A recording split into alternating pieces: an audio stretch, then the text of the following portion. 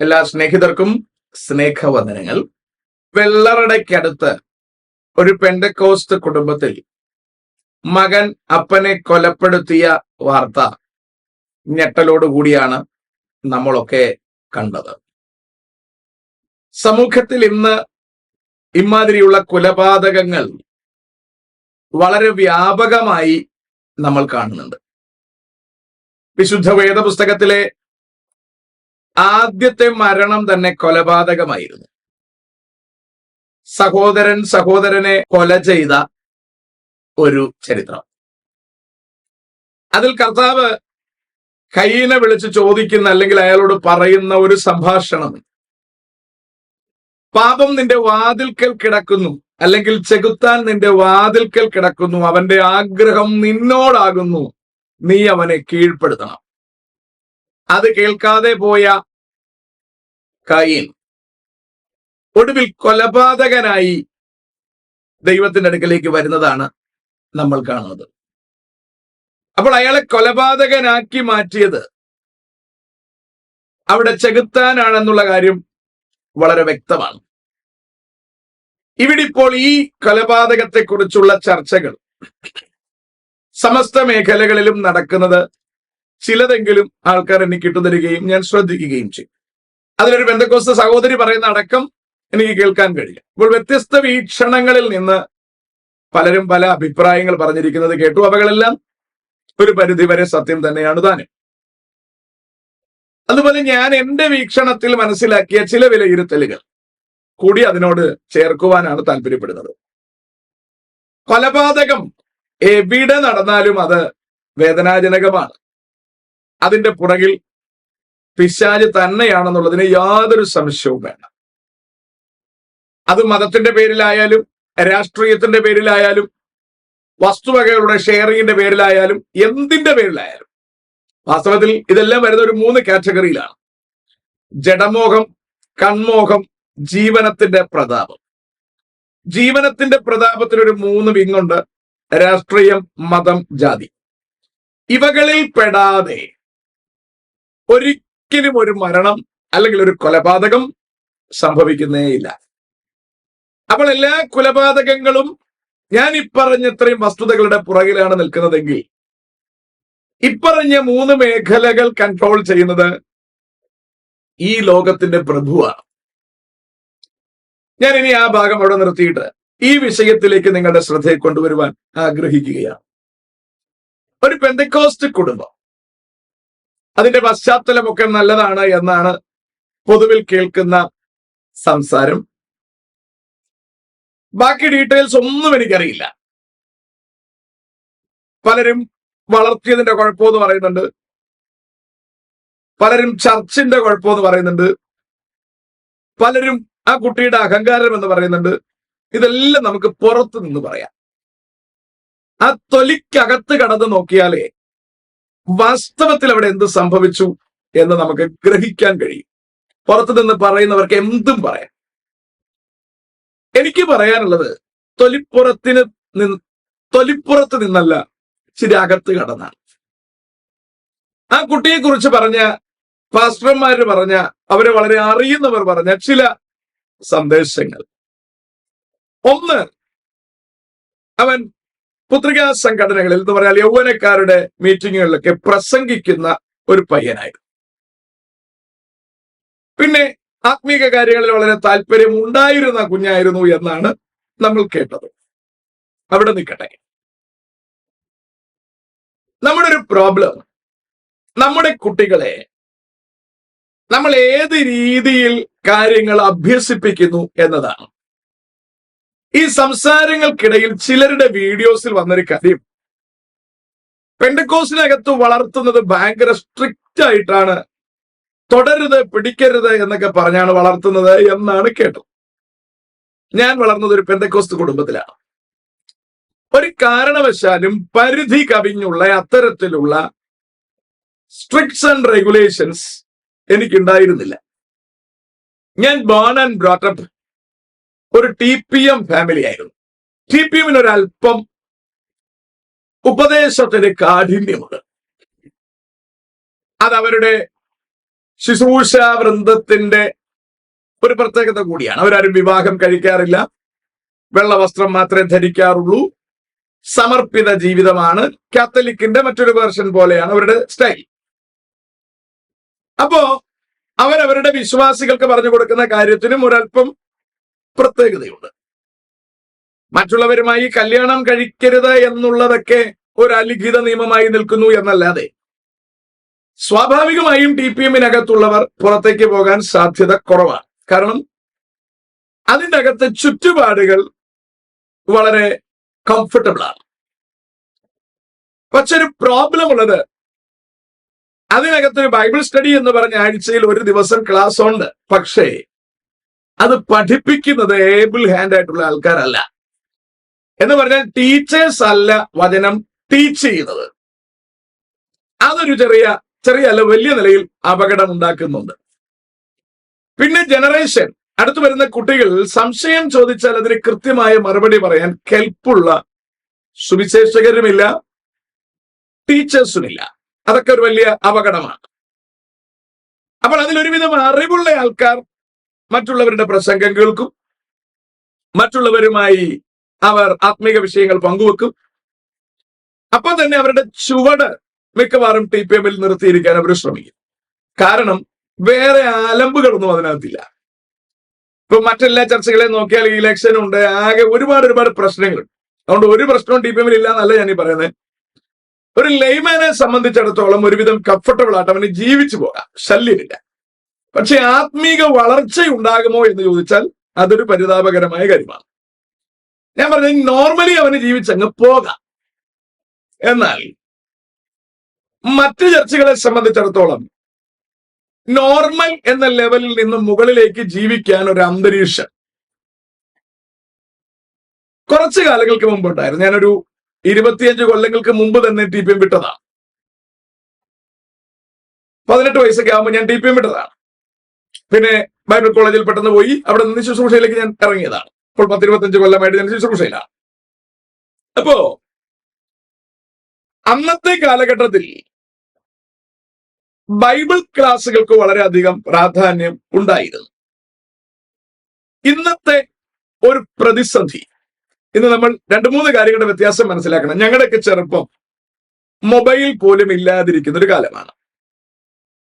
അതുകൊണ്ട് തന്നെ നമുക്ക് ഒരുപാട് ലോക രാഷ്ട്രങ്ങളുമായി ഇടപെടാനൊന്നും സൗകര്യമില്ല. ഞാനൊക്കെ ഗ്രാമത്തിൽ ജനിച്ചു വളർന്ന ആളാണ്. നമുക്ക് ആ ഗ്രാമാന്തരീക്ഷത്തിലെ കുറച്ച് ആൾക്കാരുമായിട്ട് മാത്രമേ ബന്ധപ്പെടൂ. ഒന്ന്, നമുക്ക് മൊബൈൽ ഇല്ല, അതുകൊണ്ട് തന്നെ നമുക്ക് മറ്റാരുമായും കമ്മ്യൂണിക്കേറ്റ് ചെയ്യാനുള്ള ഒരു സൗകര്യമില്ല. 2, ഇന്റർനെറ്റിന്റെ യാതൊരു സൗകര്യങ്ങളും നമുക്ക് ലഭ്യമല്ല. അതൊക്കെ ഇപ്പൊ ഒരു 10 കൊല്ലം ആയുള്ളൂ അതൊക്കെ ഇച്ചിരി ഒന്ന് ഉഷാറായി വന്നിട്ട്. ഇപ്പൊ എല്ലാ കുട്ടികളുടെയും കയ്യിൽ ഇന്റർനെറ്റ് ഫെസിലിറ്റി ഉണ്ട്. സോഷ്യൽ മീഡിയയുടെ വരവും ഈ അടുത്താണെന്ന് നമുക്കറിയാം. അടുത്ത് നമ്മൾ AI വാതിൽക്കൽ നിൽക്കുകയാണ്. ഏറെക്കുറെ ആൾക്കാർ AI-യിലേക്ക് മൂവ് ചെയ്ത് കഴിഞ്ഞിരിക്കുന്നു. അപ്പോ നമ്മുടെ ബ്രെയിൻ സത്യമേത് മിഥ്യ ഏത് എന്നത് തിരിച്ചറിയാൻ ആഗ്രഹിക്കുന്ന ഒരു പീരീഡ് ഉണ്ട്. അത് നമ്മുടെ കൗമാരമാണ്. ഈ കൗമാരപ്രായം പണ്ട് നമുക്ക് അപ്പനമ്മയും മാത്രമേ ഉള്ളൂ മുമ്പിൽ. സ്കൂളിൽ അധ്യാപകർ, ചർച്ചിൽ ചെന്നാൽ Sunday school teachers, then pastors ആണ് പരമാധികാരി. അതിന്റെ അപ്പുറം ഒരു ലോകമുണ്ടെന്ന് പോലും നമുക്കറിയില്ലാത്ത കാലം. ഇവര് പറയുന്നത് തന്നെയാണ് വേദവാക്യം. അവർ നമ്മളെ കണ്ണുരുട്ടി കാണിച്ചാൽ നമ്മൾ ഭയന്നിരിക്കും, അവരടിച്ചാൽ അടിയും കൊണ്ട് തൂത്തോട്ട് മിണ്ടാതിരിക്കും. ഇങ്ങനെ ഇരിക്കുന്ന ഒരു കാലം. അന്ന് നമുക്ക് കൂടുതൽ ഇൻഫർമേഷൻസ് വരാൻ സൈഡ് വിൻഡോസ് ഒന്നും തന്നെ നമുക്കില്ല. ഇന്നത്തെ ഗതി അതല്ല. ഇന്നത്തെ ഗതി, ഒന്ന്, കുഞ്ഞുങ്ങളുടെ കയ്യിലെല്ലാം മൊബൈൽ ഫോൺസ് ഉണ്ട്. 2, എല്ലാവർക്കും ഇന്റർനെറ്റ് ഫെസിലിറ്റി ഉണ്ട്. 3, സോഷ്യൽ മീഡിയ ഒരു വലിയ മേഖലയാണ്. അപ്പോൾ ഇതിന്റെ ഇടയിലെല്ലാം നമ്മുടെ കുഞ്ഞുങ്ങൾ വളരുന്നത് ഇതിന്റെ ഇടയിലാണ്. ഇതൊന്നും പാടില്ല, ഇതെല്ലാം മൂടി വെച്ചേക്കണം എന്നൊന്നും കുഞ്ഞുങ്ങളോട് പറയരുത്. ഇതെല്ലാം ആവശ്യമുള്ളതാണ്. ഇതിനിടയിൽ നമ്മുടെ കുഞ്ഞുങ്ങൾ വിരാജിക്കുമ്പോഴുള്ള പ്രതിസന്ധി, അന്ന് നമ്മൾ ഗ്രാമത്തിൽ വളർന്നിരുന്ന അത്രയും അന്തരീക്ഷം പോരാ. എന്ന് പറഞ്ഞാൽ അന്ന് കുഞ്ഞുങ്ങളുടെ ചോദ്യത്തിന് നമ്മൾ മറുപടി കൊടുക്കുന്നത് കുഞ്ഞുങ്ങൾക്ക് അത്ര അങ്ങോട്ട് റീസണബിൾ ആയില്ലെങ്കിൽ ഒരു സാരമില്ലെന്ന് പറഞ്ഞവരൊക്കെ വെക്കോളും. അല്ലെങ്കിൽ വരട്ടുകയോ നമുക്ക് അതിൽ നിന്ന് ഡീവിയേറ്റ് ചെയ്ത് വിടുകയോ എന്തെങ്കിലുമൊക്കെ ചെയ്ത് നമ്മൾ അവരെ അങ്ങ് മാറ്റിക്കളയാം. ഇന്നത്തെ കണ്ടീഷൻ അതല്ല. ഇന്നത്തെ കണ്ടീഷൻ നമ്മുടെ കുഞ്ഞുങ്ങൾ കൃത്യമായ സംശയം അവരുടെ ഉള്ളിൽ ഉണ്ടാകുമ്പോൾ അവർ നമ്മളോട് ചോദിക്കും. രണ്ട് പ്രോബ്ലം അതിനകത്തുണ്ട്. ഒന്ന്, ചോദിക്കുമ്പോൾ നമ്മൾ മറുപടി കൊടുക്കണം. ഇനി ചോദിക്കാത്ത കുഞ്ഞുങ്ങളെ സംബന്ധിച്ചിടത്തോളം അവരതിന്റെ മറുപടി നെറ്റിൽ തന്നെ സെർച്ച് ചെയ്യും. അപ്പോ നെറ്റിൽ സെർച്ച് ചെയ്യുമ്പോൾ തെറ്റായ ഇൻഫർമേഷൻസ് അവർക്ക് കിട്ടിയാൽ ചിലപ്പോൾ അതിൽ സ്റ്റിക്ക് ഓൺ ചെയ്യാൻ സാധ്യതയുണ്ട്. ഇനി മാതാപിതാക്കളോടോ ചർച്ചിലെ അധ്യാപകരോടോ പാസ്റ്ററോടോ ചോദിച്ചാൽ അയാൾ സഫീഷ്യന്റ് ആയിട്ടുള്ള മറുപടി കൊടുത്തില്ലെങ്കിൽ കുഞ്ഞുങ്ങൾ സ്വാഭാവികമായും ഇവരിൽ നിന്ന് ഡിറ്റാച്ച് ആവും. കാരണം ഇവിടെ എല്ലാം കുഞ്ഞുങ്ങൾ മനസ്സിലാക്കുന്നത് ഇതിലൊന്നും വലിയ കഥയില്ലെന്നുള്ളൊരു കഥയാണ്. വളരെ ഗൗരവത്തോടുകൂടി നമ്മൾ മനസ്സിലാക്കേണ്ടുന്ന കാര്യം, ഇവിടെ ഈ പെന്തക്കോസ്റ്റ് കുടുംബത്തിലെ കൊലപാതകനായി മാറിയ യൗവനക്കാരൻ നല്ല കഴിവുള്ളവനാണ്. അവൻ മെഡിസിന് പഠിക്കാൻ വിദേശത്ത് പോയി ദൗർഭാഗ്യവശാൽ മടങ്ങി വരേണ്ടി വന്ന ഒരു കുഞ്ഞാണ്. അത്തരത്തിലൊരു പ്രാബല്യത്തെ ഏത് രീതിയിലാണ് വീട്ടുകാർ ഡീൽ ചെയ്തത് എന്നെനിക്കറിയില്ല. അടുത്ത അയാളെ മറ്റൊരു കോഴ്സിന് വിട്ടു എന്നാണ് ഞാൻ കേട്ടത്. അവിടെ നിന്ന് അയാൾ മടങ്ങി വരുമ്പോൾ സ്വഭാവത്തിൽ വ്യത്യാസത്തോടു കൂടിയാണ് വന്നത്. അപ്പോൾ അവിടെ തൊട്ടാണ് ആളിന്റെ രീതി മാറുന്നത്. ആള് മയക്കുമരുന്നുകൾക്ക് അടിമപ്പെട്ടു എന്നും സൈറ്റാനിക് വർഷിപ്പിലേക്ക് പോയി എന്നും അതാണ് ഒരു കൊലപാതകനാക്കി തന്നെ മാറ്റിയത് എന്നുമാണ് പൊതുവിൽ കിട്ടുന്ന വിവരങ്ങൾ. അവകൾ അതിന്റെ പ്രാഥമിക വിവരങ്ങളാണ്. എന്തുകൊണ്ട് ഇത്തരത്തിലൊരു സാഹചര്യത്തിലേക്ക് നമ്മുടെ കുഞ്ഞുങ്ങൾ വഴുതി വീഴുന്നു എന്നുള്ളതാണ് നമ്മൾ തിരിച്ചറിയേണ്ടുന്ന ഗൗരവമായ കാര്യം. ഞാൻ നേരത്തെ പറഞ്ഞു, കുഞ്ഞുങ്ങളുടെ ചോദ്യത്തിന് ഭംഗിയായ മറുപടി കൊടുക്കാൻ നമ്മൾ ഉണ്ടാവണം. ചിലരെങ്കിലും പറഞ്ഞതുപോലെ കുഞ്ഞുങ്ങളെ സ്ട്രിക്റ്റ് വളർത്തരുത്, അപ്പോൾ തന്നെ അഴിച്ചുവിട്ടും വളർത്തരുത്. വചനം പറയുന്നു ബാലന് ശിക്ഷ കൊടുക്കണം. വചനം പറയുന്നു ബാലൻ നടക്കേണ്ടുന്ന വഴിയിൽ അഭ്യസിപ്പിക്കുക, അവൻ വൃദ്ധനായാലും വിട്ടുമാറുകയില്ല. അപ്പോൾ ആരഭ്യസിപ്പിക്കും? ഇന്നത്തെ മെയിൻ പ്രോബ്ലം ദൈവസഭകൾക്കകത്ത് വചന പഠനം ഇല്ല എന്നുള്ളതാണ്. നിങ്ങൾ കൂടുന്ന ചർച്ചിനെ നിങ്ങളൊന്ന് പരിശോധിച്ച് നോക്കൂ. ഞായറാഴ്ചത്തെ ആരാധന തന്നെ വിശ്വാസികൾക്ക് ആഗ്രഹപ്രകാരം 10 മണി മുതൽ 12:30 വരെ നിജപ്പെടുത്തിയിരിക്കുകയാണ്. 1 മണിക്ക് ആഹാരം കഴിക്കാൻ വീട്ടിൽ പോകണം. ആരാ ബഹളം കൂട്ടുന്നത്? വിശ്വാസികളാ. ഇവർക്ക് 1 മണിക്ക് അവിടെ പെട്ട് എന്താ ചെയ്യാനാ? ഒന്നും ചെയ്യാനില്ല. അപ്പോ ഉപദേശി കൃത്യസമയത്ത് നിർത്തി കൊടുത്തില്ലെങ്കിൽ പ്രശ്നം വെക്കും. അയാളെ പെട്ടിയെടുപ്പിക്കും. ആകെ വിഷയം ഉണ്ടാക്കുന്ന ആൾക്കാരുണ്ട്. ഇങ്ങനെ ഉപദേശിയെ ശുശ്രൂഷിക്കാൻ അനുവദിക്കാതെ വണ്ണം നിലനിൽക്കുന്ന കുറെ കമ്മിറ്റിക്കാരുണ്ട്. ഇതൊരു തലവേദനയാണ്. അങ്ങനെ ഒരു കമ്മിറ്റിക്കാരുടെ ഒരു സമൂഹം ഒരു തലവേദനയായിട്ട് നിൽപ്പുണ്ട്. ഞാൻ പണ്ടൊരിക്കൽ ഒരു സ്ഥലത്ത് ശുശ്രൂഷിക്കാൻ പോയപ്പോ എനിക്ക് 7 ദിവസത്തെ പ്രസംഗമാണ്. ഞാൻ ആദ്യത്തെ ദിവസം അവിടെ നിന്ന് കാര്യങ്ങളൊക്കെ സെറ്റ് ചെയ്തുകൊണ്ട് നിൽക്കുമ്പോൾ എന്റെ അടുത്ത് അവിടുത്തെ കമ്മിറ്റിക്കാരൻ ചോദിച്ചു, എത്ര മണിക്കാണ് നിർത്തുന്നത്? അയാൾക്ക് അതാണ് അറിയേണ്ടത്. ഞാൻ ചോദിച്ചു, എത്ര മണിക്കാണ് നിർത്തേണ്ടത്? 8:30 ഇവിടത്തെ സമയം. ഞാൻ പറഞ്ഞു ഓക്കെ. ഞാൻ ചോദിച്ചു, അത് കഴിഞ്ഞിട്ട് എങ്ങോട്ടാണ് പോകുന്നത്? വീട്ടിൽ പോവും. ആദ്യത്തെ ദിവസം ഞാൻ 8:30 നിർത്തി, രണ്ടാമത്തെ ദിവസം 8:45 നിർത്തി, മൂന്നാമത്തെ ദിവസം 9 മണിക്ക് നിർത്തി. ദൗർഭാഗ്യവശാൽ എന്റെ അടുത്ത് വന്ന് ചോദിച്ചയാളിന് മൂത്ര തടസ്സം ഉണ്ടാവുകയും പിന്നീടുള്ള മീറ്റിങ്ങിന് വരാൻ കഴിയാതെ കുഴലുമിട്ട് വീട്ടിലിരിക്കേണ്ടി വരികയും ചെയ്തു. ഞാൻ പിന്നെ 10 മണി വരെയും പ്രസംഗിച്ചു. അപ്പൊ എന്റെ അടുത്ത് അവിടുത്തെ പാസ്റ്റർ പറഞ്ഞത്, ചരിത്രത്തിൽ ആദ്യമായിട്ടാണ് ഇത് ആരെ പേടിച്ചിട്ടാണ് നമ്മൾ കിടന്ന് ഓടുന്നത്. അപ്പൊ ഞാനവിടെ ചെന്നപ്പോ എനിക്ക് താമസിക്കാൻ തന്ന റൂമിനകത്ത് അടക്കം ഒരു ക്യാമറ വെച്ചിരിക്കുകയാണ്. ഞാൻ ചോദിച്ചു, ഇതെന്താണ് വിഷയം? ഞാൻ പറഞ്ഞു, എനിക്ക് റൂം പറഞ്ഞതില്ല. ഞാൻ മറ്റൊരു വിശ്വാസിയുടെ വീട്ടിൽ, അവർ തന്നെ അറേഞ്ച് ചെയ്ത് തന്നൊരു വീട്ടിൽ ഞാൻ പോയി കിടന്നു. വിശ്വാസിയുടെ ഒരു പാസ്റ്ററുടെ വീട്ടിൽ ഞാൻ പോയി കിടന്നു. ഞാൻ പറഞ്ഞത് അവിടുത്തെ പാസ്റ്റർ അവരെ മുൾമുനയെ നിർത്തിയിരിക്കുകയാണ്. ഞാൻ പാസ്റ്ററോട് ചോദിച്ചു, പാസ്റ്ററെ നിങ്ങള് യുവമാര് പറയുന്ന കേട്ട് എങ്ങനെ ശുശ്രൂഷിക്കും? അപ്പൊ അയാൾ പറയുന്നത്, എനിക്കിവിടെ 3 കൊല്ലം ഇരുന്നേ പറ്റൂ. ഞാനിപ്പോൾ ഒരു വീട് വെച്ചിരിക്കുകയാണ്, അതിന്റെ ലോൺ ബാധ്യത നടന്നുകൊണ്ടിരിക്കുകയാണ്. അപ്പൊ ഞാൻ ഇവിടെ നിന്ന് ഇപ്പോ സ്ട്രിക്റ്റ് ആയിട്ട് ഈ ക്യാമറയ്ക്ക് നടുവിൽ എനിക്ക് നിൽക്കാൻ പറ്റില്ലെന്ന് പറഞ്ഞാൽ ഇവരെന്നെ പോക്കിയാൽ ഇവിടെ 3 കൊല്ലം ഇരിക്കാൻ പറ്റാതെ ഞാൻ ഇവിടെ നിന്ന് മാറിയാൽ എനിക്ക് ഇതേ സ്റ്റാൻഡേർഡ് ഉള്ള ഒരു ചർച്ച കിട്ടില്ല, എന്ന് പറഞ്ഞാൽ ഇതേ പാലുള്ള ചർച്ച കിട്ടില്ല. അങ്ങനെ വന്നാൽ അതെന്റെ കരിയറിനെ ബാധിക്കും, ലോണിനെ ബാധിക്കും. അപ്പോ മൂപ്പർ എവിടെ കടിച്ചു പിടിച്ചിരിക്കുന്നതിന്റെ ഉദ്ദേശം വീടിന്റെ ലോൺ അടയാനാണ്. എനിക്ക് അതിലൊന്നും പറയാനില്ല. അപ്പോൾ അയാൾക്ക് ആടിനെ എങ്ങനെ മേയ്ക്കാൻ നോക്കും? അതിന്റെ അർത്ഥം ഞാൻ പറഞ്ഞ മനസ്സിലാകുന്നുണ്ടെന്ന് ഞാൻ വിചാരിക്കുന്നേ. സുഹൃത്തുക്കളെ, അത്തരത്തിലൊരു ഉപദേഷ്ടാവ് ഒരു ചർച്ചിൽ ഇരുന്നാൽ അത് തലവേദനയാണ്. അപ്പോൾ അവിടെ വളരുന്ന കുഞ്ഞുങ്ങളെ സംബന്ധിച്ചിടത്തോളം ദൈവവുമായി ഒരു ബന്ധവും ഉണ്ടാവില്ലെന്നുള്ളത് സ്വാഭാവികമാണ്. അപ്പോൾ ആരാധനകൾക്ക് ആകെ ഞായറാഴ്ച കിട്ടുന്നത് അത്രക്കത്ര സമയമുള്ളൂ, അതിൽ കൂടുതൽ എടുക്കാൻ പറ്റത്തില്ല. ഞാൻ എന്റെ ചർച്ചിലെ രീതി മാറ്റിയാണ് ഞാൻ ചെയ്യുന്നത്. ഞാൻ കൂടുതൽ സമയം എടുക്കാറുണ്ട്. പക്ഷെ അവരെ ഇരുത്തുന്നത് കംഫർട്ടബിൾ ആയിട്ടാണ്. AC ഒക്കെ വെച്ച് കൊടുത്ത് കംഫർട്ടബിൾ ആയിട്ട് ഇരുത്തിയിട്ടുണ്ട്. ക്ഷീണമുള്ളവർക്ക് വെളിയിൽ ചെന്ന് ഫുഡ് കഴിക്കാനുള്ള സൗകര്യങ്ങളൊക്കെ ചെയ്തിട്ടുണ്ട്. എല്ലാ കാര്യങ്ങളും ചെയ്താണ് ചെയ്യുന്നത്. ആരാധന അന്നത്തെ ഫ്ലോ അനുസരിച്ച് നീങ്ങും. താല്പര്യമുള്ളവർ വന്നാൽ മതി, നിർബന്ധമൊന്നുമില്ല. അതുപോലെ വചന പഠനം ഞങ്ങൾ ആഴ്ചയിൽ 3 ദിവസമാണ് വച്ചിരിക്കുന്നത്. ഈ 3 ക്ലാസ്സിനും അറ്റൻഡ് ചെയ്യാൻ നമ്മുടെ ദൈവമക്കൾക്ക് സാവകാശമുണ്ട്. അപ്പോൾ എനിക്ക് പറയാനുള്ളത്, ഇന്ന് എത്ര ചർച്ചിലാണ് ബൈബിൾ ക്ലാസ് ഉള്ളത്? ഇല്ല. സൺഡേ സ്കൂൾ ആകെ കൊടുക്കുന്നത് നമ്മള് ഒരു 3/4 മണിക്കൂർ കൊടുക്കും. കുട്ടികൾക്ക് കിട്ടുന്നത് 25 മിനിറ്റാണ്. അതിനകത്തും ടീച്ചേഴ്സ് വന്ന് ഞാൻ പറഞ്ഞിട്ടിരുന്നിട്ട് എഴുന്നേറ്റ് പോകും. ഈ കുട്ടികൾക്ക് എങ്ങനെയാണ് തിരുവെഴുത്ത് ലഭ്യമാകുന്നത്? പെന്തക്കോസ്ത് മാതാപിതാക്കളാൽ ജനിച്ചു വളർന്നു എന്ന കാരണത്താൽ ആ ചക്രത്തിനൊത്ത് കറങ്ങുന്നു എന്നല്ലാതെ അവർക്ക് എന്തറിയാം ബൈബിളിനെ കുറിച്ച്? This is what the major issue. ഇതാണ് അടിസ്ഥാനപരമായ പ്രശ്നം. ഇനി വലിയ സഭകളിൽ മത്സരമാണ്, വാക്യപഠന മത്സരം. ഒരു വാക്യം പറഞ്ഞാൽ അവന് ട്രോഫി കൊടുത്തു കളയും. എന്തെല്ലാം ബുദ്ധിമുട്ടുകളാണെന്ന് അറിയാവോ?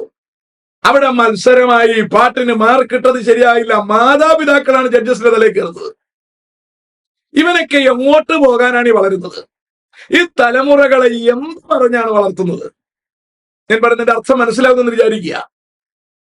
അപ്പോൾ ശരിക്കും സഭകളിൽ ആരാധനകൾ നാമം മാത്രമായി ശോഷിച്ചിരിക്കുന്നു. ഉപദേശിമാർ കറവക്കാരായി മാറിയിരിക്കുന്നു.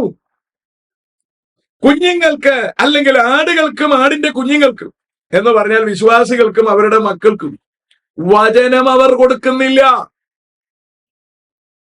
അവർ നിർമ്മലമായതും സാമാന്യമായതും കുഞ്ഞുങ്ങൾക്ക് വേർതിരിച്ചു കൊടുക്കുന്നില്ല. ഇതിനുള്ള കഴിവില്ലാത്ത ശുശ്രൂഷകരാണ് ഇന്നത്തെ അപകടത്തിന് കാരണം. അപ്പൊ നമ്പർ 1, ഒരു കുലപാതകനെ നമ്മൾ സൃഷ്ടിക്കുന്നു എങ്കിൽ അതിന്റെ ബാക്ക്ഗ്രൗണ്ട് പ്രധാനപ്പെട്ടത് വചനപഠനമില്ലാത്തതാണ്. നിങ്ങളെല്ലാം നിങ്ങളുടെ ചർച്ചകളെ നിങ്ങൾ വിലയിരുത്തണം. നിങ്ങളുടെ പാസ്റ്റർ വചനം പഠിച്ചയാളാണോ? അയാൾ നിങ്ങളെ കൂട്ടിയിരുത്തി പഠിപ്പിക്കുന്നുണ്ടോ? ഇല്ലെങ്കിൽ അയാളെ എന്ത് പണിക്കാണ് അവിടെ ഇരുത്തിയിരിക്കുന്നത്? അപ്പോൾ അയാൾ വചനം പഠിപ്പിക്കണം. ഇനി വിശ്വാസി ഉറപ്പായും അതിനോട് സഹകരിക്കണം. സഹകരിക്കാത്തവന്റെ കുഞ്ഞെങ്ങനെ പോകുന്നത് നമ്മുടെ വിഷയമല്ല. സഹകരിക്കേണ്ടത് വിശ്വാസിയുടെ ഉത്തരവാദിത്വമാണ്. അപ്പോൾ നമ്പർ 1, കൃത്യമായ വചന പഠനം സഭകൾക്കകത്തുണ്ടാവണം. നിങ്ങൾ അറിയേണ്ട ഒരു പ്രധാനപ്പെട്ട കാര്യം, ദുരുപദേശകർ, യഹോവ സാക്ഷിക്കാർ, യേശുവിൻ നാമക്കാർ, ബാപ്റ്റിസ്റ്റുകാർ, ബ്രദറൻകാർ, ഇങ്ങനെ തുടങ്ങിയുള്ള ടീമുകൾ, അവർ പഠിപ്പിക്കുന്ന ദുരുപദേശങ്ങൾ വളരെ കൃത്യമായി പഠിപ്പിക്കുന്നുണ്ട്. എന്നാൽ തിരുവഴുത്തിൽ വളരെ കൃത്യമായി ഫോളോ ചെയ്യാൻ നമ്മുടെ മുൻ തലമുറക്കാർ നമുക്ക് പഠിപ്പിച്ചു തന്നിരിക്കുന്ന വചനം അറിയുന്ന പെന്തക്കോസ്തുകാർ വചനം നമ്മുടെ കുഞ്ഞുങ്ങളെ പഠിപ്പിക്കുന്നില്ല. This is the major mistake. അവകളാണ് കുലപാതകരായ കുട്ടികളെയും വചനത്തിൽ നിന്ന് പിഴച്ചു പോകുന്ന കുട്ടികളെയും പ്രൊഡ്യൂസ് ചെയ്യുന്നതിന്റെ പ്രധാന കാരണക്കാർ. നമ്പർ 2, പരിശുദ്ധാത്മാവിന്റെ അഭിഷേകത്തിന് വേണ്ടിയുള്ള കാത്തിരിക്കലില്ലായ്മ. ഇന്ന് ഏത് സഭയിലാണ് പരിശുദ്ധാത്മാവിന് വേണ്ടി കാത്തിരിപ്പുള്ളത്? ഇന്ന് സഭകളിൽ പരിശുദ്ധാത്മാവ് ഇല്ല എന്നും അന്യഭാഷ ഇല്ല എന്നും കൃപാവരങ്ങൾ നിന്നുപോയി എന്നും ഒക്കെ പഠിപ്പിക്കുന്ന ദുരുപദേശകരുടെ പഠനങ്ങൾ ഇരച്ചു കയറിയിരിക്കുന്നു. അപ്പോൾ ക്രൈസ്തവ മാർഗം വെറും തലയ്ക്കകത്തുള്ള ഒരു ഫിലോസഫിക്കൽ റിലീജിയനായി അധപ്പതിച്ചിരിക്കുന്നു. ക്രിസ്തു മാർഗം എന്ന പദവി മാറി. പരിശുദ്ധാത്മാവിനെ പ്രാപിക്കാൻ വേണ്ടി കാത്തിരിക്കുകയോ കൃപാവരങ്ങളെ പ്രാപിക്കുകയോ ആത്മാവിന്റെ ഫലം ഉൾപ്പെടുന്ന നമ്മൾ പ്രൊഡ്യൂസ് ചെയ്യാൻ വേണ്ടി മെനക്കെടുകയോ ഒന്നും ചെയ്യുന്നില്ല. അപ്പോൾ വചന പഠനത്തിന് താല്പര്യമില്ല, പരിശുദ്ധാത്മാവിന്റെ അഭിഷേകമില്ല. ഇത് രണ്ടുമില്ലാതെ ഇതൊരു പ്രസ്ഥാനമായി നിലനിൽക്കുമെന്നല്ലാതെ ഇതിനെ ദൈവസഭ എന്ന് പറയാൻ സാധ്യമല്ല. മൂന്നാമത്തെ മേജർ പ്രോബ്ലം, നമ്മുടെ കുട്ടികൾ ആരെയാണ് അനുകരിക്കേണ്ടത്? മുൻകാലങ്ങളിൽ നമ്മുടെ മുൻപിൽ കുറച്ചധികം പിതാക്കന്മാരും അമ്മമാരും ഉണ്ടായിരുന്നു. വിശുദ്ധ ജീവിതവും ആത്മീക പക്വതയും ഒക്കെ സൂക്ഷിച്ചിരുന്ന ഒരു കൂട്ടം ദൈവമക്കൾ. ഇന്നത്തെ ഗതി എന്താണ്? നമ്മുടെ കുട്ടികൾ ആരെയാണ് അനുകരിക്കേണ്ടത്? അപ്പൊ പ്രധാനപ്പെട്ട 3 പ്രശ്നങ്ങൾ എന്ന് പറയുന്നത്, തിരുവചന പഠനമില്ല, പരിശുദ്ധാത്മാവിന്റെ അഭിഷേകത്തിന് വേണ്ടിയുള്ള കാത്തിരിപ്പില്ല, കുഞ്ഞുങ്ങൾക്ക് അനുകരിക്കാൻ യോഗ്യരായ മുൻനിരക്കാരുമില്ല. പിന്നെന്താ ഉള്ളേ? എവിടെ തിരിഞ്ഞു നോക്കിയാലും ദുരുപദേശങ്ങളുടെ വ്യാപനം. സോഷ്യൽ മീഡിയയിൽ എവിടെ കയറിയാലും ഇൻകാപ്പബിൾ ആയിട്ടുള്ള ടീച്ചേഴ്സ് നിരന്നിരുന്നു കൊണ്ട് ചർച്ചകൾ, അല്ലെ? സജിത്ത് കണ്ണൂർ കുറെ പറയുന്നു, ഷിബു പീഡിയക്കൽ കുറെ പറയുന്നു. യൗമാരിപ്പ് എന്തൊക്കെയാണ് പറയുന്നത് യൗമാരിക്ക് തന്നെ അറിയില്ലാത്ത വിധം അതപ്പതിച്ച് കഴിഞ്ഞിരിക്കുന്നു. അപ്പൊ തന്നെ ഒരു കൂട്ടത്തെ അവർ നശിപ്പിച്ചു കഴിഞ്ഞിരിക്കുന്നു. ആദ്യം യൗമാര് പറയുന്നത് ശരിയാണെന്നൊക്കെ പിള്ളേർക്ക് തോന്നിയിരുന്ന ഒരു കാലമുണ്ട്. പക്ഷെ പിന്നീട് യുവമാര് പറയുന്നത് എന്താണെന്ന് യുവമാർക്ക് അറിയില്ലെന്നുള്ളത് ഇവരെ തിരിച്ചറിയുന്നതിന് മുമ്പ് തന്നെ ഇവർ വഴിതെറ്റിയിരിക്കുന്നു. അപ്പോൾ ഇതാണ് ഇവിടെ അപകടം. എന്തുകൊണ്ട് സംഭവിച്ചു? ആരാണ് ഇതിന്റെ കാരണക്കാർ? ദൈവസഭക്കാർ തന്നെയാണ്. ദൈവസഭയിൽ കരുത്തന്മാരായ മൂപ്പന്മാരുണ്ടാവണം. ദൈവസഭയിൽ കരുത്തന്മാരായ ശുശ്രൂഷകരുണ്ടാവണം. ദൈവസഭയിൽ നന്നായി പ്രാർത്ഥിക്കാനും ദൈവസഭയ്ക്ക് വേണ്ടി ഇടിവിൽ നിൽക്കാനും കഴിവുള്ള ആന്റിമാരുണ്ടാവണം. ഇങ്ങനെ നല്ല സ്ട്രോങ് ആയിട്ടുള്ള ഒരു കൂട്ടായ്മയാണ് ദൈവസഭയ്ക്ക് ആവശ്യം. അപ്പോൾ തന്നെ നമ്മുടെ കുഞ്ഞുങ്ങൾക്ക് കാര്യങ്ങൾ കൃത്യമായി അവരുടെ സ്വാതന്ത്ര്യത്തോടെ വായിച്ച് പഠിച്ചു മനസ്സിലാക്കി ക്രിസ്തുവിനെ രുചിച്ചറിയാനുള്ള സൗകര്യം ഉണ്ടാവണം. ഭീതിപ്പെടുത്തിയല്ല, ഭീഷണിപ്പെടുത്തിയല്ല. ആരാണ് ക്രിസ്തു? അവർ ചോദ്യം ചോദിക്കട്ടെ. അവർക്ക് പഠിക്കുവാനും മനസ്സിലാക്കുവാനും ഗ്രഹിക്കുവാനും ഒക്കെയുള്ള സർവ്വവിധ സൗകര്യങ്ങൾ ഉണ്ടാക്കി കൊടുക്കേണ്ടുന്ന ഉത്തരവാദിത്വം എനിക്കും നിങ്ങൾക്കും ഉണ്ടായിരിക്കെ നമ്മൾ ഇതൊന്നും ചെയ്യുന്നില്ല. അടുത്ത മേജർ മിസ്റ്റേക്കാണ്, നമ്മൾ കുഞ്ഞുങ്ങളെ ക്രിസ്തുവിനല്ല ഉറപ്പിക്കുന്നത്, സഭയിലാണ്. IPC കാരൻ IPCയിലും, ഏജിക്കാരൻ ഏജിയിലും, ചച്ചക്കോടുകാരൻ ചച്ചക്കോടിലും, സ്വതന്ത്രൻ സ്വതന്ത്രത്തിലും ഒക്കെയാണ് ഇവരെ പിടിച്ചിടാൻ ശ്രമിക്കുന്നത്. എനിക്ക് പറയാനുള്ളത്, വിശ്വാസികൾക്ക് സ്വാതന്ത്ര്യം കൊടുക്കണം. ഏത് ശരി ഏത് തെറ്റ് തിരഞ്ഞെടുക്കാനുള്ള സൗകര്യം അവർക്ക് കൊടുക്കണം. നിങ്ങളെ നട്ടത് ഈ സഭയിലാണ്, ഇവിടെ നിൽക്കണം. സഭയിലല്ല കർത്താവ് നടുന്നത്. ഞാൻ കാരണം രക്ഷയിലേക്ക് വന്നു എന്ന് പറഞ്ഞ് എന്റെ ചർച്ചിൽ നിൽക്കണമെന്ന് നിർബന്ധമൊന്നുമില്ല. അവർക്ക് കംഫർട്ടബിൾ ആയിട്ടുള്ള വചനവും പരിശുദ്ധാത്മാവിന്റെ നിറവും മറ്റ് ശാസനകളും സൗകര്യങ്ങളും ലഭ്യമാകുന്ന വളർച്ചയ്ക്ക് യോഗ്യമായ ഏത് സഭയിലും അവർക്ക് നിൽക്കാം. അല്ലാതെ നിങ്ങളെ നട്ടത് ഇവിടാണ്, അങ്ങനെ ആരും നടില്ല. നമ്മളെ കർത്താവ് നടുന്നത് ക്രിസ്തുവിലാണ്. ആ ബോധ്യം നമ്മുടെ മക്കൾക്ക് ഉണ്ടാവണം. അതുകൊണ്ട് എവിടെ ചെന്നാലും അവർ ക്രിസ്തുവിലാണെന്ന ബോധ്യവും ക്രിസ്തുവിൽ ഉള്ളവരുടെ കൂടെയുള്ള സഹകരണത്തിനുള്ള സൗകര്യവും നമ്മുടെ കുഞ്ഞുങ്ങൾക്ക് നിർബന്ധമായും ഉണ്ടാകണം. അത് ഉണ്ടാക്കി കൊടുക്കേണ്ടുന്ന ഉത്തരവാദിത്വം നമുക്കുണ്ട്. അല്ലാതെ ലോകത്തിൽ നമ്മൾ മാത്രമാണ് വിശുദ്ധരെന്നും വിശുദ്ധരെന്നതിന്റെ അടയാളം മീശയില്ലാത്തതാണ്, മാലയില്ലാത്തതാണ്, വെള്ളയുടുപ്പിടുന്നതാണ്, പിന്നെ ഇങ്ങനെയൊക്കെയാണ് എന്ന് പറഞ്ഞ് കുഞ്ഞുങ്ങളെ വഴിപിഴപ്പിക്കാതെ എന്തുകൊണ്ട് നമ്മൾ ഇതൊക്കെ ചെയ്യുന്നു എന്നും എന്താണ് ഇതിന്റെയൊക്കെ കാര്യമെന്നും കുഞ്ഞുങ്ങൾക്ക് പറഞ്ഞു കൊടുക്കാനുള്ള ശേഷി നമുക്കുണ്ടാവണം. തെറ്റായ കാര്യങ്ങൾ കുഞ്ഞുങ്ങൾ എവിടെ നിന്നെങ്കിലും പഠിച്ചിട്ടുണ്ടെങ്കിൽ അത് തെറ്റാണെന്ന് അവർക്ക് പഠിപ്പിച്ചു കൊടുക്കണം. ചില ചർച്ചക്കാർ പഠിപ്പിച്ചു കൊടുക്കും, രാത്രിയിൽ മാത്രമേ കർത്തൃമേശ പാടുള്ളൂ. അങ്ങനെ തിരുവഴുത്തിൽ എവിടെയുമില്ല. അതെന്താണ് എന്നുള്ളത് കുഞ്ഞുങ്ങൾക്ക് പറഞ്ഞ് മനസ്സിലാക്കി കൊടുക്കണം. ചിലര് പറയാറുണ്ട് പീരീഡ്സിന്റെ ടൈമിൽ എടുക്കാൻ പാടില്ല, അത് ഉപദേശിക്ക് തോന്നിയ ചൊറി ഉപദേശമാണ്. അങ്ങനെ ഒരു ഉപദേശം ബൈബിളിൽ ഇല്ല.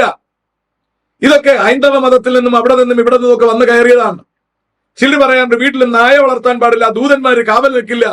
ദൂതന്മാർ നിങ്ങളുടെ വീടിന് കാവലൊന്നും നിൽക്കുന്നില്ല, നായ അവിടെ കിടക്കുന്നെന്ന് പറഞ്ഞ് ദൂതന്മാർ വരാതിരിക്കത്തുമില്ല. അതുകൊണ്ട് കാര്യങ്ങൾ വളരെ വ്യക്തമായി കാര്യങ്ങൾ മനസ്സിലാക്കണം. ഇതൊക്കെ ഇസ്ലാമിന്റെ ഉപദേശത്തിൽ നിന്ന് വന്നുപെട്ടതാ. ഇതൊക്കെ TPM പഠിപ്പിക്കുന്നുണ്ട്. അപ്പൊ ഞാൻ പറഞ്ഞത് ഇതൊക്കെ വളരെ തെറ്റായ വിശ്വാസങ്ങളാണ്. TPM അതുപോലെ വിശ്വാസികളെ കുറിച്ച് പറഞ്ഞു കൊടുക്കുന്നുണ്ട്. 2 കുഞ്ഞുങ്ങളായി കഴിഞ്ഞാൽ പിന്നെ ശാരീരിക ബന്ധത്തിനൊന്നും സമയം ചെലവഴിക്കരുത്. ഇവകളൊക്കെ തെറ്റായ ചിന്തകളാണ് എന്ന് പറഞ്ഞാൽ ഓരോരുത്തരുടെ കയ്യിലിരിക്കുന്ന ചില കുഞ്ഞു കുഞ്ഞു സാധനങ്ങൾ അവരുടെ വിശ്വാസികളുടെ തലമേൽ അടിച്ചേൽപ്പിക്കാനുള്ള ശ്രമം നടത്താറുണ്ട്. അപ്പൊ നമ്മൾ ശ്രമിക്കേണ്ടത് വചനം വെച്ച് ഭംഗിയായി പഠിച്ച് ഏതാണ് ശരി ഏതാണ് തെറ്റ് എന്ന് മനസ്സിലാക്കാനുള്ള സാമാന്യ പരിജ്ഞാനം നമ്മൾക്കുണ്ടാവണം. ഞാൻ പറഞ്ഞതിന്റെ അർത്ഥം, നമ്മുടെ കുഞ്ഞുങ്ങൾ നമ്മുടെ സഭകൾക്കകത്ത് കൃത്യമായി വചനം പഠിച്ച് പരിശുദ്ധാത്മാവിന്റെ അഭിഷേകം പ്രാപിച്ച് ദൈവകൃപയിൽ കുഞ്ഞുങ്ങൾ വളർന്നു വന്നാൽ ലോകത്തെവിടെ പോയാലും, ഏത് സാത്താന്യ ആരാധനക്കാരന്റെ അടുക്കൽ പോയാലും അവരതിനകത്തേക്ക് പെട്ടുപോവില്ല. ഏത് ലഹരി ഉപയോഗക്കാരന്റെ അടുത്ത് ചെന്നാലും നമ്മുടെ കുഞ്ഞുങ്ങൾ അതിനകത്തേക്ക് പെട്ടുപോവില്ല. നമ്മുടെ കുഞ്ഞുങ്ങളെ നമ്മൾ ബ്രോയിലർ ചിക്കനെ വളർത്തുന്നത് പോലെ വളർത്തരുത്. പിന്നെയോ നാടൻ കോഴിക്കുഞ്ഞുങ്ങളെ വളർത്തും പോലെ വളർത്തണം. അവർ പരുന്തിനോട് മല്ലിട്ടും അവരുടെ ശത്രുക്കളോട് മല്ലിട്ടും ഭൂമിയിൽ ചികഞ്ഞവരുടെ ആഹാര സാധനങ്ങൾ സ്വയമായി കണ്ടെത്തിയും അവരുടെ ശക്തി ആർജിച്ച് അവർ വളർന്നു വരണം. അല്ലാതെ ബ്രോയിലർ ചിക്കൻ വളരുന്നത് പോലെ എല്ലാം മുമ്പിൽ കൊടുക്കുക, അവിടെ നിന്ന് തിന്നോളുക, മേളിലോട്ട് തട്ടി വെള്ളം കുടിച്ചോളുക, അവിടെ തന്നെ കാഷ്ടിക്കുക, കാഷ്ടത്തിന്റെ കനം കൂടുന്നതനുസരിച്ച് അതിന്റെ മേളിലേക്ക് കയറി കയറി ഇരിക്കുക, 45 ദിവസം കൊണ്ട് ഇറച്ചി പാകമാകും. ഇങ്ങനെ നമ്മൾ കുഞ്ഞുങ്ങളെ വളർത്തരുത്. കുഞ്ഞുങ്ങളെ സ്വാതന്ത്ര്യത്തോടുകൂടി അവർ കാര്യങ്ങൾ തിരിച്ചറിഞ്ഞ് അവരുടെ ചോദ്യങ്ങൾക്ക് മറുപടി കിട്ടി എന്ന് ഉറപ്പുവരുത്തണം. മാതാപിതാക്കൾക്ക് മറുപടി പറയാൻ കഴിഞ്ഞില്ലെങ്കിൽ ശുശ്രൂഷകന്റെ അടുക്കൽ ചെല്ലണം. അവന്റെ ഏത് ചോദ്യത്തിനും കൃത്യമായ റീസണബിളായ വചനത്തിൽ നിന്നുള്ള ശാസ്ത്രീയമായി അവന് മനസ്സിലാക്കാൻ കഴിയുന്നുള്ള കൃത്യമായ കാര്യങ്ങൾ പറഞ്ഞ് അവനെ പഠിപ്പിക്കേണ്ടുന്ന ഉത്തരവാദിത്വം മാതാപിതാക്കൾക്കുണ്ട്. ഇവകളിൽ നിന്ന് ഒഴിഞ്ഞു നിന്നുകൊണ്ട് കർത്താവെല്ലാം ചെയ്തോട്ടെ എന്ന് കരുതിയാൽ God can do nothing. ഈ വസ്തുതകൾ നിങ്ങൾ തിരിച്ചറിയണം. ഒരു കുഞ്ഞിനെ കൊലപാതകനാക്കി മാറ്റുന്നതിൽ പൂർണ്ണ ഉത്തരവാദിത്വം ആ സഭയ്ക്ക് തന്നെയാണ്. തള്ളിക്കളയാൻ കഴിയില്ല. അതുകൊണ്ട് അവകൾ ഉത്തരവാദിത്വത്തോടുകൂടി അംഗീകരിക്കുവാനും നമ്മുടെ സഭകളിൽ വചനപഠനത്തിന് സൗകര്യമുണ്ടാക്കുകയും നമ്മുടെ കുഞ്ഞുങ്ങളെ ദൈവകൃപയിൽ സ്വാതന്ത്ര്യത്തോടെ വളർത്തുവാൻ കഴിയണം. അല്ലേ? ഇന്നിപ്പോ ഇസ്ലാമിന്റെ തള്ളിക്കയറലുണ്ട്. അവര് പറയുകയാണ് ഏകദൈവമേ ഉള്ളൂ, അത് അല്ലാഹുവാണ്. അതല്ല എന്ന് പറഞ്ഞു കൊടുക്കാനുള്ള കഴിവ് നമുക്കുണ്ടാവണം. യഹോവ ആരെന്ന് പറഞ്ഞു കൊടുക്കാനും യേശുക്രിസ്തു ആരെന്ന് പറഞ്ഞു കൊടുക്കാനും പരിശുദ്ധാത്മാവ് ആരെന്ന് പറഞ്ഞു കൊടുക്കുവാനും അള്ളാഹുവിന്റെ അവതരണം എങ്ങനെ ഉണ്ടായി എന്ന് പറഞ്ഞു കൊടുക്കാനും അതിന്റെ പുറകിൽ മുഹമ്മദിനെ കൊണ്ടുവന്ന ചെകുത്താൻ ആരെന്ന് പറഞ്ഞു കൊടുക്കാനും വ്യക്തമായി തെളിയിച്ചു കൊടുക്കാൻ ദൈവമക്കളായി നമുക്ക് കഴിയണം. കാത്തലിക് എന്താണെന്ന് പഠിപ്പിച്ചു കൊടുക്കാൻ നമുക്ക് കഴിയണം. ഓരോ മതങ്ങൾ എന്താണെന്ന് മനസ്സിലാക്കി കൊടുക്കാൻ നമുക്ക് കഴിയണം. ശാസ്ത്രത്തിന്റെ വളർച്ച എന്താണെന്ന് മനസ്സിലാക്കി കൊടുക്കാൻ നമുക്ക് കഴിയണം. ഇതൊന്നും മനസ്സിലാക്കാതെ ഇവകളെല്ലാം അടച്ചു വെച്ചിട്ട് നമ്മുടെ കുഞ്ഞുങ്ങളെ ഇതിന്റെ അകത്തിട്ട് വളർത്താൻ നിങ്ങൾ വിചാരിക്കരുത്. അതുപോലത്തെ ഒരു പ്രോബ്ലം കൊച്ചിലെ തന്നെ കുഞ്ഞുങ്ങൾക്ക് നാട്ടിലെ നന്മകളും തിന്മകളും പറഞ്ഞ് മനസ്സിലാക്കി കൊടുക്കണം. കൃത്യമായി പറഞ്ഞ് മനസ്സിലാക്കി കൊടുക്കണം. അവര് തീരുമാനിക്കണം. ഞാൻ എന്റെ 2 കുഞ്ഞുങ്ങളോടും പറഞ്ഞിട്ടുണ്ട്, നിങ്ങളാണ് ഈ ഭൂമി ജീവിക്കാൻ പോകുന്നത്. ഞാൻ നിങ്ങളുടെ പുറകെ വരില്ല. നിങ്ങളുടെ ഭാവി തീരുമാനിക്കേണ്ടത് നിങ്ങളാണ്. നിങ്ങളുടെ എന്ത് പഠിക്കണമെന്ന് തീരുമാനിക്കേണ്ടത് നിങ്ങളാണ്. കാര്യങ്ങളെല്ലാം തീരുമാനിക്കേണ്ടത് നിങ്ങളാണ്. ഡാഡി മമ്മിയും പുറകെ ഉണ്ടാകും, നിങ്ങളുടെ മുമ്പിലല്ല ഞങ്ങൾ നടക്കാൻ പോകുന്നത്. എന്ന് പറഞ്ഞാൽ എന്ത് വിദ്യാഭ്യാസം അവർക്ക് ആവശ്യമാണ് അവർക്ക് തിരഞ്ഞെടുക്കാം. അല്ലെ? ഒരാൾ പറഞ്ഞ് എനിക്ക് മെഡിസിൻ തന്നെ വേണം, ഞാൻ പറഞ്ഞു യു ക്യാൻ ചൂസ്. അല്ലെ? അതിനാവശ്യമായ ബാക്കി സൗകര്യം ഞങ്ങൾ ചെയ്തു തരും, ബാക്കി നീ ചെയ്തോണം. അടുത്ത ആളിന് മറ്റൊരു കാര്യമാകാനാണ് താല്പര്യം. ആയിക്കോട്ടെ. അപ്പോൾ അതിൽ അവർ കാണിക്കുന്ന ആ ശുഷ്കാന്തി ഉണ്ട്. ഞാൻ പറഞ്ഞു ആയിക്കോട്ടെ. അപ്പൊ അതാണ് നമ്മൾ ചെയ്തു കൊടുക്കാൻ. ഒരു മകൾ എന്റെ അടുത്ത് പറഞ്ഞു കീബോർഡ് പഠിക്കണം. അവള് കീബോർഡ് പഠിപ്പിച്ചു. അടുത്ത ആൾ എന്റെ അടുത്ത് പറഞ്ഞു ഡ്രം പഠിക്കണം. എനിക്ക് വേണമെങ്കിൽ പറയാം അയ്യോ പെൺകുട്ടികൾക്ക് ഡ്രം യോജിച്ചതല്ല, ഡ്രമ്മാണ്, ഞാൻ പിന്നെ പഠിച്ചോളൂ. ഇന്ന് അവളാണ് സഭയിൽ ഡ്രം വായിക്കുന്നത്. ഞാൻ പറഞ്ഞതിന്റെ അർത്ഥം, നമ്മുടെ കുട്ടികൾക്ക് എന്താണ് സ്യൂട്ടബിൾ ആയി കുഞ്ഞുങ്ങൾ പറയുന്നത് അതിനെ നമ്മൾ മനസ്സിലാക്കി അതിലെന്തെങ്കിലും പോളിഷിംഗ് വരുത്താനുണ്ടെങ്കിൽ വരുത്തി അവരെ അതിലേക്ക് ഇറക്കി വിടുകയാണ് നമ്മുടെ ഉത്തരവാദിത്വം. അറ്റ് ദ സെയിം ടൈം അവരെ ശരിക്കും നമ്മൾ ശ്രദ്ധിക്കണം എന്നുള്ളതാണ്. അത് നമ്മുടെ ഉത്തരവാദിത്വമാണ്. അപ്പൊ തന്നെ അവർ കാര്യങ്ങൾ പറഞ്ഞ് മനസ്സിലാക്കി കൊടുക്കണം. ഈ അടുത്തയിടയ്ക്ക് എന്റെ വീടിന്റെ അടുത്ത് ഒരു കൊലപാതകം സംഭവിച്ചു. അപ്പോൾ അത് ഒരു പ്രേമവിവാഹം നടന്നതിന് ശേഷം ആ പുരുഷൻ മറ്റൊരാളുമായി പ്രേമിക്കുകയും അതും പ്രേമിച്ച് കല്യാണം കഴിച്ചു വന്നാണ്. ഇതെല്ലാം കൂടി ഇങ്ങനെ അങ്ങോട്ടും ഇങ്ങോട്ടൊക്കെ അലുകുലുത്താവുകയും പിന്നെ അതൊരു പ്രശ്നമായി മാറുകയും തമ്മിൽ കുത്തുകയും കൊലപാതകം സംഭവിക്കുകയും ചെയ്തു. അങ്ങനെ ഒരാൾക്ക് ഭർത്താവ് ഇല്ലാതായി പോയി. ആ കുട്ടിക്ക് 2 കുട്ടിയും ലഭ്യമായി. ആ കുട്ടിയുടെ മാതാപിതാക്കള് ഇങ്ങനെ ഇറങ്ങിപ്പോയത് കൊണ്ട് ഉപേക്ഷിച്ചു. ഇങ്ങനെയൊക്കെ സംഭവിച്ചു. അപ്പോ ഞാനിങ്ങനെ എന്റെ കുഞ്ഞിനെ സ്കൂളിലേക്ക് കൊണ്ടുപോകുമ്പോൾ, അവിടെ 8ാം ക്ലാസ്സിൽ പഠിക്കുകയാണ്, സ്കൂളിലേക്ക് കൊണ്ടുപോകുമ്പോൾ അവിടെ ആൾക്കാർക്ക് നിൽക്കുകയാണ്. ഞാൻ പറഞ്ഞത് ഇന്നതാണ് സംഭവം. ഇവിടുത്തെ ചേച്ചി നല്ലൊരു കുടുംബത്തിലെ ചേച്ചിയായിരുന്നു. ആ കുടുംബവും കാണിച്ചു കൊടുത്തു. അവിടെ നിന്ന് വഴി കണ്ടൊരു ചെറുക്കനെ പ്രേമിച്ച് ഇറങ്ങി പോയതാണ്. അല്ലെ? അതുകൊണ്ടാണ് ഇങ്ങനെ ഒരു വീട്ടിൽ വന്ന് താമസിക്കേണ്ടി വന്നത്. എന്നിട്ട് വല്ലതും സംഭവിച്ചോ? 2 കുഞ്ഞുങ്ങളെ കിട്ടി, സ്ഥിരം ഇടി കിട്ടുമായിരുന്നു. ഇപ്പൊ ഇതാ പ്രശ്നം ഉണ്ടായി, ആള് കൊല്ലപ്പെട്ടിരിക്കുന്നു, ഒന്നുമില്ലാതായി മാറി. അപ്പോ കാര്യം പറഞ്ഞ് മനസ്സിലാക്കി കൊടുത്തു. എന്താണ് പറഞ്ഞതിന്റെ അർത്ഥം? കുട്ടി തീരുമാനിക്കണം, ഭാവിയിൽ എന്തെങ്കിലും ഒരു പ്രേമിക്കാൻ സൗകര്യം ഉണ്ടായാൽ അതിനെ എങ്ങനെ ഹാൻഡിൽ ചെയ്യണം, അല്ലേ? അതല്ലേ കുട്ടി അറിയേണ്ടത്. അല്ലാതെ മരണം നടന്നു എന്ന് പറഞ്ഞ് വേറെ വഴി കൂടെ കുഞ്ഞിനെ സ്കൂളിൽ കൊണ്ടുപോവുക, അതിന്റെ ആവശ്യമില്ല. എന്റെ അടുത്ത് എന്റെ ഭാര്യ പറഞ്ഞു, ആ വീട്ടിലെ കൊണ്ടുപോകണ്ട, വേറെ വഴിക്ക് കൊണ്ടുപോകാൻ. അതിന്റെ ആവശ്യമില്ല. അതിന്റെ നടുവിലൂടെ കൊണ്ടുപോകണം. പ്രതിസന്ധികൾ കുഞ്ഞുങ്ങൾ കണ്ടു വളരണം. അവൻ നമ്മുടെ കുഞ്ഞുങ്ങളാണ്. അതിന്റെ കാര്യങ്ങൾ കൃത്യമായി തിരിച്ചറിയാൻ, പഠിക്കാൻ, മനസ്സിലാക്കാൻ, അവരെ പറക്കാൻ പ്രാപ്തരാക്കുകയാണ് വേണ്ടത്. അല്ലാതെ അവരെ പറക്കാൻ കഴിയാതെ നമ്മുടെ തോളിൽ എടുത്തു വെച്ചുകൊണ്ട് പറക്കുകയല്ല വേണ്ടത്. കാര്യം തിരിച്ചറിഞ്ഞു എന്ന് ഞാൻ പ്രതീക്ഷിക്കുന്നു. ഇവിടെ നമ്മുടെ കുഞ്ഞുങ്ങൾക്ക് സ്വഭാവ വൈജാത്യം ഉണ്ടാകുമ്പോൾ, വ്യത്യാസം ഉണ്ടാകുമ്പോൾ, അവകൾ ക്ലോസ് ആയി വാച്ച് ചെയ്യാനും, അവകൾ കണ്ടുപിടിച്ചാൽ എന്താണ് പ്രശ്നമെന്ന് കണ്ടുപിടിച്ചാൽ അതിന് പറ്റിയ പ്രതിവിധികൾക്കായി നമ്മൾ ശ്രമിക്കുകയും വേണം. പ്രധാനപ്പെട്ട ഒരു പ്രശ്നം, കുട്ടികൾ വീട്ടിൽ എന്തെങ്കിലും ഒരു പരുവക്കേട് കാണിച്ചാൽ നമ്മൾ എന്ത് ചെയ്യുന്നറിയാവോ? നമ്മൾ ഈ കുട്ടികളെ ആരുടെടുത്തും പറയുന്നില്ല, ഈ വിഷയം ആരോടും പറയുന്നില്ല. കുട്ടി അനുസരണക്കേട് കാണിക്കുന്നു, ഫുഡ് എടുക്കുന്നില്ല, ഒറ്റയ്ക്ക് മുറി അടച്ചിരിക്കുന്നു, മോശം പാട്ടുകൾ കേൾക്കാനുള്ള ശ്രമം നടത്തുന്നു, വീട്ടിൽ മോശമായി സംസാരിക്കുന്നു, ഇതൊക്കെ വരുമ്പോൾ നമ്മൾ വേണ്ടപ്പെട്ടവരോട് പറയണം. മനസ്സിലായോ? വളരെ കൃത്യമായ കാര്യമാണ്. ഇതിൽ നമ്മൾ ചെയ്യേണ്ടത് ആദ്യം നമ്മുടെ ചർച്ചിലെ ശുശ്രൂഷകനോട് പറയണം. ശുശ്രൂഷകൻ ക്യാപ്പബിൾ ആയിരിക്കണം, അല്ലെങ്കിൽ അയാൾ ശുശ്രൂഷകനായിട്ടിരിക്കാൻ യോഗ്യനല്ല. അപ്പോൾ അയാൾ അതിനെന്താണ് തീരുമാനമെടുക്കേണ്ടതുള്ള അയാൾ നോക്കണം. ഹോസ്പിറ്റലിൽ കൊണ്ടുപോയാൽ ശരിയാകുമോ? പ്രാർത്ഥിച്ചാൽ ശരിയാകുമോ? ഇതിനെന്താണ് പരിഹാരം എടുക്കേണ്ടത്? അത് നമ്മൾ ചെയ്യണം. ചെയ്ത് കുഞ്ഞിനെ അതിൽ നിന്ന് റിക്കവർ ആക്കിയിരിക്കണം. സ്റ്റാർട്ടിങ്ങിൽ തന്നെ, മൂത്തതിന് ശേഷമല്ല മാതാപിതാക്കൾ ഇക്കാര്യം പറയാൻ. ശരിക്കും നിങ്ങൾ അറിഞ്ഞിരിക്കണം, മനസ്സുള്ള നമുക്കെല്ലാം മാനസിക രോഗം ഉണ്ടാകാൻ സാധ്യതയുണ്ട്. എല്ലുള്ള നമുക്കെല്ലാം എല്ല് രോഗം വരാൻ സാധ്യതയുണ്ട്. ഹൃദയമുള്ള നമുക്കെല്ലാം ഹൃദ്രോഗത്തിനുള്ള സാധ്യതയുണ്ട്. അതുകൊണ്ട് മനസ്സുള്ള നമുക്കെല്ലാം മാനസിക രോഗം ഉണ്ടാകാൻ സാധ്യതയുണ്ടെന്ന് തിരിച്ചറിഞ്ഞ് മാനസികമായ വൈജാത്യങ്ങൾ കാണിച്ചാൽ അതിന് കൃത്യമായ മെഡിസിൻ എടുക്കാൻ മടിക്കരുത്. അതാണ് എനിക്ക് നിങ്ങളോട് ഓർപ്പിക്കാനുള്ളത്. കാര്യം ഗ്രഹിക്കുന്നു എന്ന് ഞാൻ പ്രതീക്ഷിക്കുകയാണ്. ഇതുപോലെ പ്രശ്നങ്ങൾ ഉണ്ടാക്കി. ഇപ്പൊ ഈ കുഞ്ഞിനെ കുറിച്ച് ഞാൻ കേട്ടത്, എന്തെങ്കിലും ചോദ്യം ചോദിച്ചാൽ മാതാപിതാക്കളെ മുഖത്തേക്ക് അവൻ തുപ്പും. വലുതായ ശേഷമാ അവൻ അത് ചെയ്യുന്നുവെങ്കിൽ അവന്റെ പരുവക്കേട് തിരിച്ചറിയണം. അവനെ വീടിനകത്ത് വെച്ചിരിക്കരുത്. അവനെ കൃത്യമായി ഹാൻഡിൽ ചെയ്യാൻ നമുക്ക് കഴിയണം. ഇവിടത്തെ ഒരു ബലഹീനത കൂടി പറഞ്ഞ് ഞാൻ അവസാനിപ്പിക്കാം. ഞാൻ ഇതുപോലെ പ്രശ്നം വന്ന കേസുകൾ പലതും ഞാൻ പോയി സംസാരിച്ച് കാര്യങ്ങൾ ശരിയാക്കാൻ ശ്രമിച്ചിട്ടുണ്ട്. ചിലത് ഹോസ്പിറ്റലിലേക്ക് വിട്ടിട്ടുണ്ട്.